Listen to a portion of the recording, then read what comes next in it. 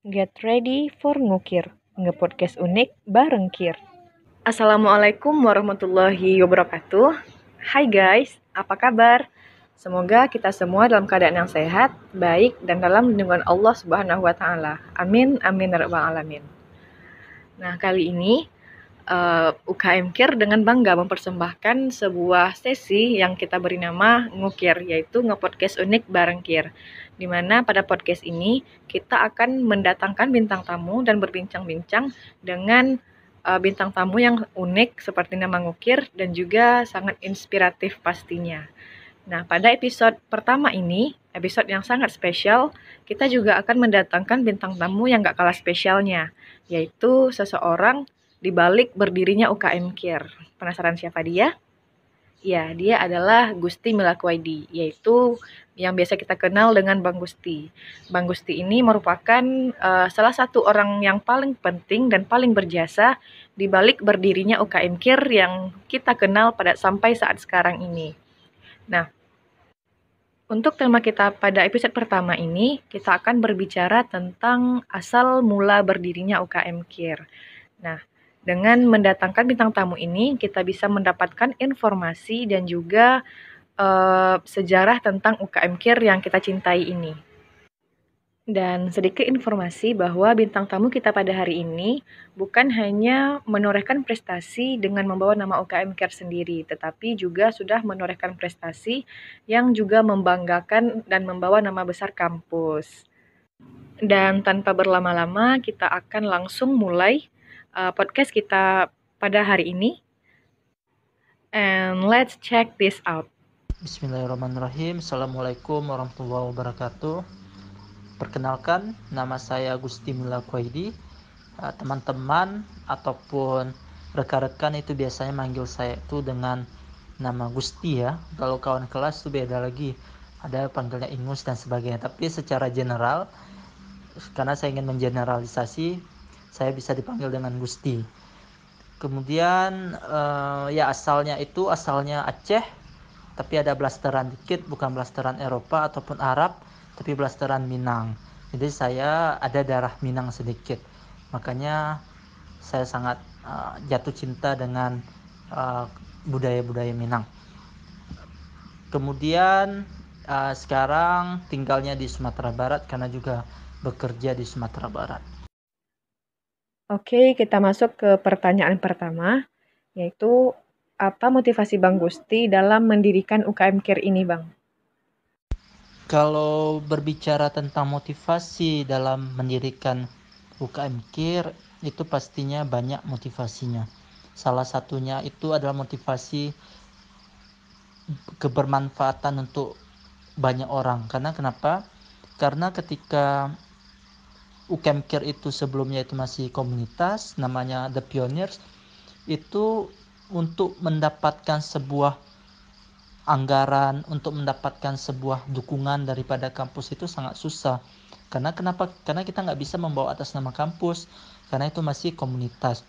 Nah, dari hal itu karena saya menilai bahwa teman-teman di The Pioneers pada saat itu punya potensi yang sangat luar biasa, sangat rugi kalau kita tidak memberikan wadah ya untuk mengembangkannya, seperti ikut lomba dan juga pelatihan. Dimana untuk ikut lomba dan pelatihan itu kan bukan angka-angka yang cukup dompet saya atau cukup dompet kawan-kawan, tuh butuh anggaran yang lumayan banyaknya. Makanya motivasinya dari itu yang pertama. Yang kedua motivasinya adalah karena saya sadar bersama teman-teman waktu saat itu udah semester tua gitu ya, udah semester 6 kalau nggak salah. Jadi sebentar lagi bakalan lengser juga dari YN Bukit Tinggi. Nah, saya berpikir kalau komunitas itu tidak ada legalitas dan tidak akan ada yang mengkomandoi untuk eksistensi daripada komunitas, maka dia akan bubar begitu aja. Bahkan bisa jadi tidak berfungsi lagi komunitas itu kan. Maka dari itu saya dan teman-teman itu sangat-sangat semangat waktu itu untuk gimana caranya usaha yang kiat dan kuat untuk mendirikan The Pioneers menjadi UKM Kir pada saat itu. And next question, ketika membangun UKM Kir ini, apa saja kendala atau rintangan-rintangan yang Abang hadapi? berbicara tentang kendala, pastinya banyak kendala yang kami hadapi. Salah satunya itu izin dari Bu Rektor. Pada waktu itu, waktu pendirian UKM Care, dasarnya kami ingin mendirikan UKM Bahasa, bukan karya ilmiah dan riset. Tapi terkendala dari izin Bu Rektor. Karena kenapa? Karena Bu Rektor waktu itu, beliau hanya ingin UKM Bahasa itu di bawah naungan HMPS Bahasa Inggris. Karena kan UKM Bahasa itu spesifik, jadi bagusnya di prodi. Nah, ataupun di fakultas, bukan di institusi. Nah, kalau memang ingin institusi itu harusnya ruang lingkupnya lebih general atau luas. Nah, kemarin waktu pendirian, pengusulan, dapat usulan dari salah satu pimpinan di rektorat bahwa Ibu Rektor itu sepertinya lebih setuju kalau UKM yang didirikan itu ruang lingkupnya lebih luas. Nah, bagaimana kalau karya tulis ilmiah kita dirikan? Kebetulan di UKM Care, kebetulan di IAIN Bukit Tinggi belum punya UKM yang berfokus pada karya tulis ilmiah. Ya udah, karena memang sudah diberikan solusi, kami pun kemarin waktu pada saat itu ya setuju aja. Karena kata pimpinan, salah satu pimpinan yang mengusulkan seperti itu, kan nggak masalah namanya karya ilmiah, tapi ruang lingkup nanti bisa juga dimasukkan bahasanya. Karena kan salah satu program bahasa itu kan debat, speech, itu kan butuh analisis, butuh riset ketika ingin memberikan argumentasi dan sebagainya. Sehingga itu cocok kiranya masuk dalam ranah karya ilmiah dan riset. Nah, itu salah satu kendala. Kemudian yang kedua pastinya kendalanya adalah kecemburuan sosial mungkin ya. Menurut abang pribadi seperti itu. Karena UKM Care itu kalau dibilang baru, tidak baru juga. Soalnya kami sudah merintis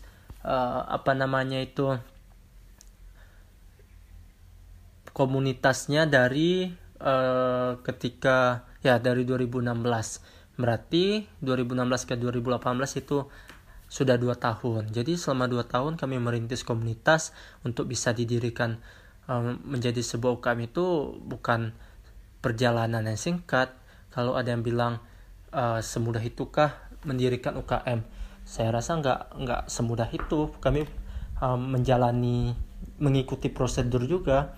Salah satu prosedur ya kami sudah membuktikan prestasi kita ketika pada situ kami membawa pulang piala dari Win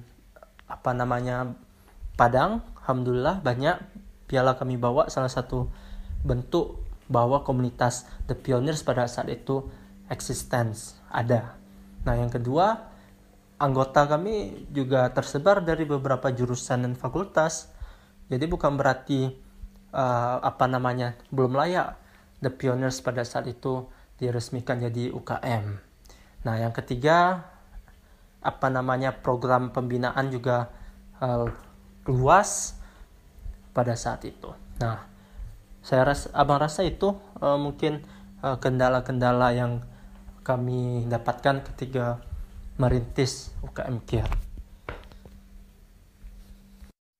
Oke, pertanyaan terakhir yaitu kita tahu kan nih Bang bahwa UKM Care ini berdiri atas kerja kerasnya Bang Gusti dan juga beberapa tokoh-tokoh lainnya.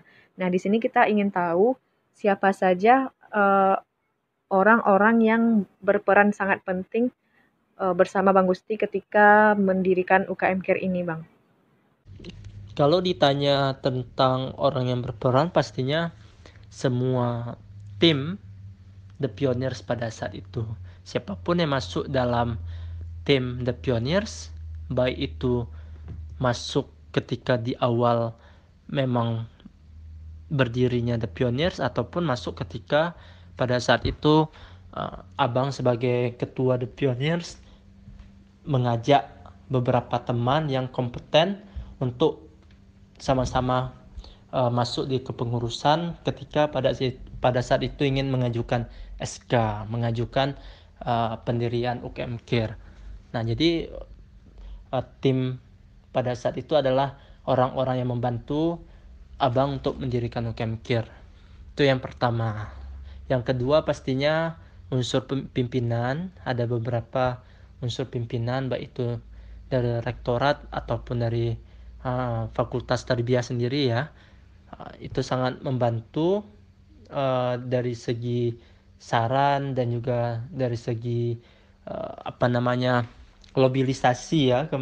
Itu kan mendirikan sebuah UKM itu kan juga punya proses negosiasi dan juga diplomasi. Jadi pastinya unsur pimpinan daripada fakultas waktu itu sangat membantu. Karena kenapa? Karena memang nggak bisa dipungkiri The Pioneers pada saat itu masih di bawah naungan HMPS bahasa Inggris, sehingga memang perlu pendekatan dan juga bantuan daripada pimpinan prodi dan juga fakultas waktu itu. Kalau harapan dari abang lebih kepada peningkatan prestasi, mungkin kawan-kawan bisa membuat kayak list prestasi di masa kepemimpinan tahun sekian, berapa prestasinya, apa aja, sehingga ketika estafet ke depannya itu ada perbaikan terus, ada peningkatan prestasi. Nah, kalau untuk saran itu lebih kepada yang pertama, tingkatkan pelatihan-pelatihan, apalagi sekarang masa pandemi, itu bisa diadakan secara daring. Ini kesempatan emas untuk mengundang pelatih-pelatih yang lebih bervariasi, karena anggaran kita lebih irit ya, karena bisa secara online. Nah, kemudian yang kedua mungkin bisa dilakukan peningkatan kualitas prestasi, mungkin bisa digenjot teman-temannya untuk ikut kegiatan-kegiatan internasional. Mungkin bisa difasilitasi kayak pelatihan TOEFL, pelatihan bahasa Jepang, ataupun pelatihan lain sebagainya untuk bidang bahasanya. Nah, sehingga nanti ada prestasi-prestasi student exchange walaupun secara daring nggak masalah, yang penting prestasi internasional itu tetap